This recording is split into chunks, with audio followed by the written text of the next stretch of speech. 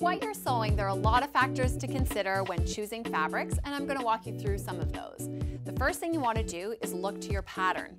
On the back of the pattern envelope, they'll give you a list of suggested fabrics, and it's best to follow those. The company has taken into consideration the drape and the weight and the properties of the fabric, such as stretch and durability, and it's combined that with the cut of the garment for the best fit. So especially if you're a beginner, it's best to stick to those suggested fabrics. You'll also want to consider how and if a fabric wrinkles. Generally, synthetic fabrics such as polyesters don't wrinkle, whereas natural fibers, including linens, cottons, and silks, do. One exception to that rule is wools, which tend to resist wrinkling even though they are a natural fiber. What you can do to do a test is crease the corner of your fabric to see if it wrinkles. You should also take into consideration fabric care and shrinkage. Think ahead about how you're going to wash and dry your fabric, because some wools and some silks require dry clean only. And on the shrinkage side, some cottons shrink up when you wash them. So you'll want to plan ahead, purchase a little bit more, and if you're not sure, a store clerk will always be happy to assist you. Another thing to think about is something called nap.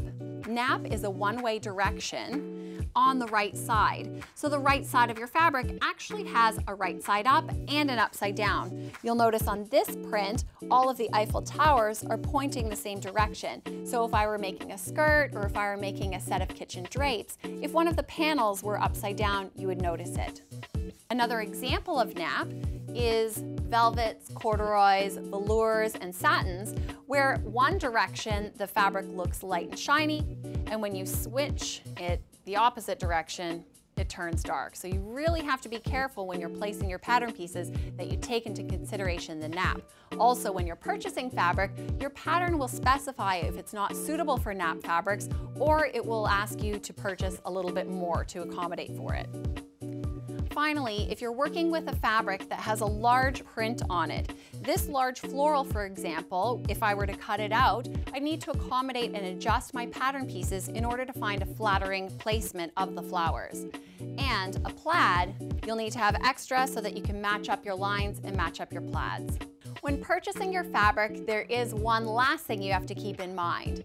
Patterns give you fabric requirements based on the size you're making, but the size you make in a pattern is very different from the size that you buy in the store, so be sure to take your measurements. You're likely going to be making a pattern that's 3 to 4 sizes larger than what you buy in the store, so be careful, make sure you know your right size, and buy your fabric accordingly. If there's anything you need help with, whether it's finding the right fabric or determining the right amount to buy, if you're not sure, a store staff member would be more than happy to help you.